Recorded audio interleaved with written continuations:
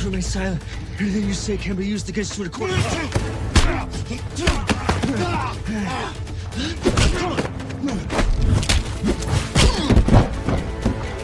कहानी एक सुंदर कैफे से शुरू होती है जो एक छोटे से द्वीप पर बना है। एक लाइव बैंड छोटे से मंच पर गा रहा होता है। कैफे का मालिक अल्वारेज अपनी टेबल पर बैठा हाथ में पेय लेकर सब देख रहा होता है। उसकी नजर बैंड की मुख्य गायिका पर टिकी होती है। उसका नाम नोरा है। उसकी आवाज बहुत शानदार होती है और उसकी सुंदरता पूरे कमरे का ध्यान अपनी तरफ खींच लेती है। अल्वारेज उसे अपनी टेबल पर बैठने के लिए बुलाता है। वह उसकी आवाज और उसके व्यक्तित्व की तारीफ करता है। फिर वह उसे एक ऑफर देता है, कैफे में हर शनिवार रात गाने के लिए 1 साल का कॉन्ट्रैक्ट और उसकी मौजूदा सैलरी से 3 गुना पैसे। नोरा बहुत खुश हो जाती है और बिना झिझक मान जाती है। अल्वारेज वेटर को बुलाकर नोरा के लिए वाइन लाने को कहता है। वेटर बहुत सावधानी से ग्लास लेकर आता है, लेकिन तभी वह ठोकर खा जाता है। वाइन सीधे नोरा की ड्रेस पर गिर जाती है। नोरा नीचे देखती है और शांत रहती है। नोरा कहती है कि वह बस कपड़े बदल सकती है, यह कोई बड़ी बात नहीं है। लेकिन अल्वारेज शांत नहीं रहता। उसके पास आज रात एक महत्वपूर्ण मेहमान आने वाला होता है। वह नहीं चाहता कि उसका माहौल अव्यवस्थित लगे। वह वेटर की तरफ मुड़ता है और उसे मार देता है नोरा के सामने, बिना किसी हिचकिचाहट के। नोरा एकदम सन्न रह जाती है। उसने अभी अभी अल्वारेज का असली चेहरा देख लिया होता है। वह कोई साधारण कैफे मालिक नहीं है। वह अमेरिका के सबसे शक्तिशाली अपराधी गिरोहों में से एक का नेता है। वह पिछले 4 सालों से इस द्वीप पर रह रहा है और अपने असली काम को छिपाने के लिए वैध कारोबार का इस्तेमाल कर रहा है। उसका असली धंधा गैरकानूनी सामान और हथियारों की तस्करी है। उसने यह द्वीप खास तौर पर इसलिए चुना था ताकि वह अपना अपराधी नेटवर्क और बड़ा कर सके। और अब नोरा को यह सब पता चल गया है। उसे वहां से जाने की इजाजत नहीं है। उधर बहुत दूर लॉस एंजलिस में एक पुलिस ऑपरेशन चल रहा होता है। चीफ मार्क और उसका डिप्टी फिल गुप्त रूप से काम कर रहे होते हैं। वे अपने आप को अपराधी दिखा रहे होते हैं ताकि एयरपोर्ट पर होने वाली एक गैर कानूनी डील को पकड़ा जा सके। डीलर और उसका साथी वहां पहुंचते हैं। मार्क डीलर की तरफ बढ़ता है। फिल पैसे देने की पोजीशन बना लेता है। फिर फिल मुड़कर डीलर के साथी पर हमला कर देता है और देखते ही देखते वहां पूरा हंगामा हो जाता है। तभी मार्क के फोन पर कॉल आती है। वह थोड़ा अलग हटकर फोन उठाता है। कॉल उसकी माँ की होती है। वह उस द्वीप से फोन कर रही होती है जहाँ मार्क बड़ा हुआ था। वह टूटे हुए स्वर में बताती है कि उसका छोटा भाई मरा हुआ मिला है। यह सुनते ही मार्क तुरंत घर के लिए निकल पड़ता है। वह अपने भाई के अंतिम संस्कार में शामिल होता है और अपनी रोती हुई माँ के पास खड़ा रहता है। वह ताबूत में पड़े अपने छोटे भाई को देखता है। मार्क को उस द्वीप को छोड़े हुए 11 साल हो चुके होते हैं। उसका काम उसे वहां से दूर रखता रहा। इस पूरे समय में उसका भाई वहीं रहा और उसने यहाँ एक शांत सी जिंदगी बना ली थी। द्वीप पर फैली अफवाहों के मुताबिक उसके भाई को रात की शिफ्ट के बाद घर लौटते समय गैंगस्टरों ने मार दिया था। तभी अल्वारेजा खुद भी अंतिम संस्कार में आ जाता है। वह अपने 2 आदमियों के साथ खड़ा होकर एक शांत चेहरे के साथ मार्क को संवेदना देता है। मार्क उसे ध्यान से देखता है और बहुत कम बोलता है। अंतिम संस्कार के बाद मार्क अपनी माँ के साथ घर चला जाता है। वह दोनों की बचपन की पुरानी तस्वीरें देखता है। 11 साल बहुत लंबा समय होता है। वह तस्वीरें नीचे रख देता है। वह मन ही मन एक चुपचाप वादा करता है, जिसने भी उसके भाई को उससे छीना है उसे इसका जवाब देना होगा। अगली सुबह मार्क द्वीप के पुलिस स्टेशन जाता है। पुलिस प्रमुख का नाम बी है। वह और मार्क इसी द्वीप पर साथ साथ बड़े हुए थे। बी उसे सांत्वना देता है और तुरंत जांच शुरू करने का वादा करता है। मार्क पूछता है कि क्या यह पता लगाने का कोई सुराग है कि इसके पीछे कौन है। बी बताता है कि जब से मार्क गया है द्वीप बहुत बदल गया है। अब यहाँ विदेशी गैंग और अपराधी संगठन आ गए हैं। किस खास गिरोह का हाथ है ये जानने में समय लगेगा। मार्क सिर हिलाता है और बाहर जाने लगता है। तभी वह रुक जाता है। गलियारे में उसे एक ऐसी महिला दिखती है जिसे वह तुरंत पहचान लेता है। उसका नाम अक्विला है। वह एक मार्शल आर्ट्स ट्रेनर है और वह उसकी पूर्व प्रेमिका भी है। उसने मार्क को 11 साल से नहीं देखा था। इतने हालात के बावजूद भी वह सच में खुश दिखती है कि वह वापस आ गया है। वे धीरे धीरे बात करते हैं। अक्विला उसे सांत्वना देती है। मार्क उससे पूछता है कि उसे उसके भाई की आखिरी गतिविधियों के बारे में क्या पता है और आसपास कौन से गैंग काम कर रहे हैं। अक्विला कहती है कि वह किसी एक खास गैंग का नाम नहीं बता सकती, लेकिन एक बात उसे पक्की पता है। मार्क का भाई अल्वारेज के कैफे में काम करता था। अल्वारेज एक अमेरिकी आदमी है और वह सिर्फ कैफे मालिक नहीं है। वह असल में एक माफिया बॉस है। उसके सारे वैध काम सिर्फ कवर हैं। उसका असली धंधा गैरकानूनी सामान और हथियारों की तस्करी है। मार्क उसकी हर बात ध्यान से सुनता है। फिर वह अक्विला से कहता है कि वह उसकी माँ को सुरक्षित जगह ले जाए और उसके साथ रहे। वह नहीं चाहता कि उसकी माँ आने वाली मुसीबत के पास भी रहे। फिर मार्क अल्वारेज के कैफे की तरफ जाता है। द्वार पर खड़ा एक बड़ा आदमी उसे रोकने आता है, लेकिन अल्वारेज उसे अंदर आने का इशारा करता है। दोनों आमने सामने बैठते हैं। मार्क सीधे उससे पूछता है कि क्या उसे पता है कि उसके भाई को किसने मारा। अल्वारेज बड़े ही शांत और तैयार अंदाज में एक कहानी सुनाता है। वह कहता है कि मार्क का भाई रात की शिफ्ट के बाद घर लौटते समय बाहरियों के हमले में मारा गया था। उसका उससे कोई लेना देना नहीं है। मार्क पूरी शांति से अल्वारेज से कहता है कि अगर उसका इस मामले में कोई भी हाथ हुआ तो वह उसे कभी माफ नहीं करेगा। अल्वारेज अल्वारेज हंसता है। वह मार्क को याद दिलाता है कि वह तो बस लॉस एंजलिस का एक पुलिस अफसर है, यहाँ वह किसी के लिए कोई खतरा नहीं है। फिर अल्वारेज मार्क को एक जगह बताता है। वह एक ऐसा कैफे होता है जहाँ इलाके के गैंगस्टर अक्सर पीने आते हैं। वह सुझाव देता है कि मार्क जाकर उनसे सीधे पूछे, शायद उन्हें कुछ पता हो। मार्क उसे धन्यवाद देता है और वहां से चला जाता है। जैसे ही मार्क जाता है, अल्वारेज अपने दाहिने हाथ वाले आदमी की तरफ मुड़ता है। वह धीरे से आदेश देता है, उत्तर से आदमियों को लाओ, आज रात मार्क को ढूंढो और यह पक्का करो कि वह फिर कभी सवाल न पूछे। मार्क अपने बचपन के सबसे करीबी दोस्त से मिलता है, जो अब समुद्र किनारे एक हॉट डॉग स्टॉल चलाता है। वह उससे उन हथियारों के बारे में पूछता है जो उसने लॉस एंजलिस जाते समय पीछे छोड़ दिए थे। उसका दोस्त बताता है कि उसने उन्हें सुरक्षित रखने के लिए किनारे के पास एक छोड़ी हुई इमारत में छिपा दिया था। इससे साफ हो जाता है कि मार्क के लॉस एंजलिस जाने से पहले वह और उसका यह दोस्त द्वीप पर बहुत जाने पहचाने लोग थे। उन्होंने यहाँ अपनी अलग पहचान बना ली थी। जब मार्क के जाने के बाद विदेशी गैंग यहाँ आए तो उसका दोस्त सब कुछ बदलते हुए देखता रहा। उसे हमेशा लगता था कि यह दिन कभी न कभी आएगा। वह इसके लिए तैयार था। उस शाम मार्क छोड़ी हुई इमारत से हथियार निकाल लाता है। फिर वह उस कैफे की तरफ जाता है जिसकी ओर अल्वारेज ने उसे भेजा था। वह अंदर जाता है और म्यूजिक बंद कर देता है। फिर वह अंदर बैठे गैंगस्टरों के सामने खड़ा होकर कहता है कि वह जानना चाहता है कि उसके भाई को किसने मारा। गैंगस्टर को यह बात पसंद नहीं आती। तुरंत लड़ाई शुरू हो जाती है। मार्क उन सबको आसानी से संभाल लेता है। जब आखिरी आदमी भी गिर जाता है तो वह फिर से वही सवाल पूछता है। गैंग लीडर गुस्से में सच्चाई के साथ कहता है कि उसकी टीम स्थानीय लोगों को नुकसान नहीं पहुंचाती। मार्क के भाई के साथ जो हुआ उससे उसका कोई लेना देना नहीं था। तभी दरवाजा खुलता है। उत्तर से आए वे आदमी जिन्हें अल्वारेज ने भेजा था गोलियां चलाना शुरू कर देते हैं। मार्क गोलियां पहुंचने से पहले ही हट जाता है। वह भागता है। इसके बाद उसका पीछा द्वीप की सड़कों और गलियों में शुरू हो जाता है। वह किसी तरह एक आदमी को धीमा कर देता है। फिर उसे छिपने की एक जगह मिल जाती है। गैंग लीडर अल्वारेज को फोन करके बताता है कि मार्क भाग निकला। अल्वारेज खुश नहीं होता। वह अगला आदेश देता है, मार्क के घर जाओ, उसकी माँ को मार दो। उसके आदमी घर पहुंचते हैं और अंदर घुस जाते हैं। वे उस बिस्तर पर गोली चलाते हैं जहां उन्हें लगता है कि वह सो रही होगी। फिर वे चादर हटाते हैं। वहां तकिया होता है। अक्विला उसे कुछ घंटे पहले ही वहां से ले जा चुकी होती है। इसके थोड़ी देर बाद मार्क अपने घर पर बी के साथ पहुंचता है। वे हुई तबाही को देखते हैं। मार्क सोचता है कि क्या हो सकता था और उसे इस बात की ठंडी हकीकत महसूस होती है कि मामला कितना गंभीर हो चुका है। तभी बी उसे एक बहुत जरूरी बात बताता है। एक सूचना देने वाला सामने आया है। मार्क के भाई की हत्या का एक चश्मदीद मिला है, एक महिला गायिका जिसका नाम नोरा है। वह चर्च के पास वाले मोटल के कमरे 18 में छुपी हुई है। अगली सुबह मार्क उसे ढूंढने जाता है। वह दरवाजा खटखटाता है और पूछता है कि वह कौन है। नोरा बहुत डर जाती है कि अल्वारेज उसे ढूंढ निकला है। मार्क अपने बैज को दरार के पास दिखाता है और कहता है कि वह एक पुलिस अफसर है और उसकी मदद करने आया है। नोरा धीरे धीरे दरवाजा खोलती है। मार्क उसे भरोसा देता है कि वह उसे इस द्वीप से सुरक्षित बाहर निकाल देगा। उसे बस उस घटना की सच्चाई चाहिए जो बर्तेन वाले के साथ हुई थी, क्योंकि वह उसका भाई भी था। नोरा धीरे से उसे बताती है कि अल्वारेज ने उसके भाई को इसलिए मार दिया क्योंकि उस बर्तेन वाले से गलती से उसकी ड्रेस पर वाइन गिर गई थी। बस यही असली वजह थी, सिर्फ एक गिलास वाइन। नोरा कहती है कि उसके बाद से अल्वारेज ने उसे इस द्वीप पर कैद करके रखा है। वह उसे किसी के सामने बोलने का मौका नहीं दे सकता था। मार्क तुरंत नोरा को मोटल से बाहर निकाल लेता है। फिर वह बी को ढूंढता है और उससे कहता है कि वह नोरा को खुद पियर तक ले जाए और पक्का करे कि वह द्वीप छोड़ दे। बी ऐसा ही करता है। नोरा नाव पर बैठ जाती है और पीछे मुड़कर नहीं देखती। अब मार्क को सब कुछ पता चल चुका होता है। उसे पता है कि उसके भाई को किसने मारा, उसे पता है क्यों मारा, और उसे यह भी पता है कि अब आगे क्या होने वाला है। अल्वारेज भाड़े के लड़ाकों को बुलाता है। कुछ पेशेवर हत्यारे द्वीप पर आते हैं और सीधे मार्क के घर की तरफ जाते हैं। मार्क वहां अपनी माँ और अक्विला के साथ होता है। वह गाड़ी की आवाज सुन लेता है और तुरंत हरकत में आ जाता है। वह अपनी माँ के हाथ में एक हथियार देता है और उसे तथा अक्विला को घर के पीछे की तरफ ले जाता है। दो भाड़े के आदमी गाड़ी के पास ही रुकते हैं। दो आदमी अंदर जाते हैं। उन्हें कुछ निशान मिलते हैं कि वह समूह पीछे की तरफ गया था और वे उनके पीछे चल पड़ते हैं। घर के पीछे गोलाबारी शुरू हो जाती है। मार्क अपने पीछे लगे दो आदमियों का सामना करता है, जबकि बी सामने आए दो लोगों को रोकता है। बी उन्हें पीछे धकेल देता है। मार्क अपने पीछे पड़े एक आदमी को निष्क्रिय कर देता है। दूसरा आदमी भाग निकलता है। मार्क बी को फोन करके अपनी लोकेशन बताता है। फिर वह अपनी माँ और अक्विला को अपने दोस्त के हॉट डॉग स्टॉल पर ले जाता है जहाँ वे सुरक्षित रहेंगे। उधर अल्वारेज एक होटल के कमरे में नोरा को ढूंढते हुए सब कुछ उलट पुलट कर रहा होता है, लेकिन नोरा वहां से जा चुकी होती है। वह होटल के गार्ड को मार देता है क्योंकि वह नोरा को रोक नहीं पाया। मार्क अपने दोस्त की जगह पहुंचता है। वह अपनी माँ को सुरक्षित लोगों के हवाले छोड़ देता है। फिर वह जाने लगता है। तभी अक्विला आगे बढ़ती है। वह उसके साथ आने वाली होती है। मार्क उसे समझाने की कोशिश करता है कि वह न जाए, लेकिन वह नहीं रुकती, तो वे दोनों साथ निकलते हैं। उस शाम मार्क और अक्विला बी के आने का इंतजार करते हैं। उनकी एक योजना होती है। तीनों मिलकर अल्वारेज पर एक साथ हमला करेंगे। तभी बी की गाड़ी आकर रुकती है। इंजन चल रहा होता है, लेकिन कोई बाहर नहीं निकलता। मार्क और अक्विला सावधानी से आगे बढ़ते हैं। बी अंदर होता है। उसे गोली लगी होती है। अल्वारेज के बचे हुए भाड़े के आदमी अंधेरे से गोलियां चलाना शुरू कर देते हैं। अफरा तफरी में वे अक्विला को पकड़ लेते हैं। मार्क बी तक पहुंचने की कोशिश करता है। बी मार्क की तरफ देखता है और उसे रुकने के लिए नहीं कहता। वह कहता है कि इसे खत्म करो। वह उसे यह भी कहता है कि अल्वारेज जैसे लोगों से इस द्वीप को बचाओ, फिर भी नहीं रहता। अगली सुबह मार्क रविवार की प्रार्थना सभा के दौरान एक चर्च में जाता है। वह लोगों के सामने खड़ा हो जाता है। वह सबको साफ साफ बताता है कि अल्वारेज ने इस द्वीप के साथ क्या किया है। वह अपने भाई के बारे में, बी के बारे में और अक्विला के बंधक बनाए जाने के बारे में बताता है। वह कहता है कि यह द्वीप यहाँ जन्मे लोगों का है, न कि उन बाहरी लोगों का जो इसे अपना बनाने आए हैं। एक एक करके चर्च में बैठे लोग खड़े हो जाते हैं। प्रार्थना सभा के बाद मार्क अस्थायी रूप से पुलिस स्टेशन की कमान संभाल लेता है। वह अपने अफसरों को नए लक्ष्य के बारे में जानकारी देता है। तभी फिल दरवाजे से अंदर आता है। वह मार्क का लॉस एंजेलिस वाला साथी होता है। वह मार्क को ढूंढता हुआ यहाँ आ गया था क्योंकि वह बहुत देर से गायब था। मार्क उसे सब कुछ समझाता है। फिल उसकी बात सुनता है और साफ कह देता है कि मार्क की समस्या उसकी भी समस्या है, वह यहीं रुकने वाला है। उसी दोपहर अल्वारेज मार्क को फोन करता है। अल्वारेज जानता है कि मार्क ने नोरा को भागने में मदद की थी। अब वह एक सौदा करना चाहता है। वह कहता है, नोरा को वापस लाओ तो मैं अक्विला को छोड़ दूंगा। वह यह भी वादा करता है कि उसके बाद वह मार्क को छुएगा भी नहीं। मार्क हाँ कह देता है, लेकिन उसे पता होता है कि अल्वारेज अपनी बात का कोई भरोसा नहीं रखता। नोरा तो पहले ही द्वीप से जा चुकी है, चाहे वह चाहे भी अब वह वापस नहीं आ सकती। उसी शाम मार्क फिल को फोन करके उसका काम बताता है। वह कहता है कि स्थानीय पुलिस वालों की एक टीम लेकर अल्वारेज के अड्डे में घुसो और अगली सुबह 7 बजे से पहले अक्विला को बाहर निकाल लो। फिल मान जाता है। अगले दिन सुबह मार्क तय जगह पर खड़ा होकर अल्वारेज का इंतजार करता है। अल्वारेज आता है और तुरंत पूछता है कि नोरा कहाँ है। मार्क कहता है कि अक्विला के सुरक्षित बाहर आने के बाद ही नोरा दिखाई देगी, वह बस समय निकाल रहा होता है। इधर अल्वारेज के अड्डे पर फिल और उसकी टीम बहुत सावधानी से आगे बढ़ते हैं। एक भाड़े का आदमी सीधे फिल का सामना करता है। फिल उसे जल्दी से खत्म कर देता है। वह अक्विला को ढूंढ लेता है, लेकिन तभी एक और भाड़े का आदमी उसे पकड़ लेता है। फिल के पास कोई रास्ता नहीं बचता और वह कुछ पल के लिए हार मान लेता है। फिर टीम आगे बढ़ती है और उस भाड़े के आदमी को गिरा देती है। फिल अक्विला को सुरक्षित बाहर निकाल लेता है और तुरंत मार्क को फोन करता है। अक्विला अब सुरक्षित होती है। मार्क को फोन आता है और वह अल्वारेज की तरफ मुड़ जाता है। वह उससे कहता है कि खेल खत्म हो चुका है, अल्वारेज के सारे आदमी निपटा दिए गए हैं। अल्वारेज अपने दाहिने हाथ वाले आदमी को मार्क पर गोली चलाने का इशारा करता है, लेकिन मार्क उससे तेज चलता है। दाहिना हाथ वाला आदमी वहीं गिर जाता है। तभी अचानक भीड़ आ जाती है। हॉट डॉग स्टॉल वाला, उसका दोस्त और द्वीप के दर्जनों लोग, उन सब के पास हथियार होते हैं। वे सब अल्वारेज को चारों तरफ से घेर लेते हैं। मार्क सबको अपने हथियार नीचे रखने को कहता है। फिर वह अल्वारेज की तरफ जाकर सीधी बात करता है। वह कहता है कि यह लड़ाई सिर्फ हम दोनों के बीच होनी चाहिए, ना बंदूकें ना आदमी। जैसा निपटारा होना चाहिए वैसे ही होगा। अल्वारेज अपने चारों तरफ खड़े चेहरों को देखता है। उसके पास कोई और रास्ता नहीं होता। वह मान जाता है। फिर द्वंद्व शुरू होता है। मार्क अल्वारेज के साथ वही करता है जो अल्वारेज ने उसके भाई के साथ किया था। जब सब खत्म होता है तो अल्वारेज फिर से नहीं उठता। कुछ दिन बाद मार्क और अक्विला पानी के किनारे साथ बैठे होते हैं। उनके आसपास द्वीप शांत होता है। फिल मार्क से पूछता है कि वह लॉस एंजेलिस कब लौट रहा है। मार्क पानी की तरफ देखता है। वह फिल से कहता है कि वह वापस नहीं जा रहा। यही उसकी जन्मभूमि है, यही उसकी असली जगह है। अब कोई भी इस द्वीप को उसके लोगों से नहीं छीन सकता। जब तक वह यहाँ है ऐसा नहीं होगा। अगर तुम इस एक्शन से भरी रिवेंज थ्रिलर को पूरा देख पाए तो तुमने हाल के सालों की सबसे संतोषजनक द्वीप कहानी में से एक देखी है। अगर मार्क की न्याय की लड़ाई ने तुम्हें पूरी तरह जोड़ कर रखा तो लाइक बटन दबाओ, सब्सक्राइब करो, क्योंकि हम ऐसे ही हर जरूरी एक्शन थ्रिलर की कहानी समझाते रहते हैं। अगली कौन सी फिल्म का रिकैप चाहिए नीचे कमेंट में लिखो। देखने के लिए धन्यवाद और अगले वीडियो में मिलते हैं।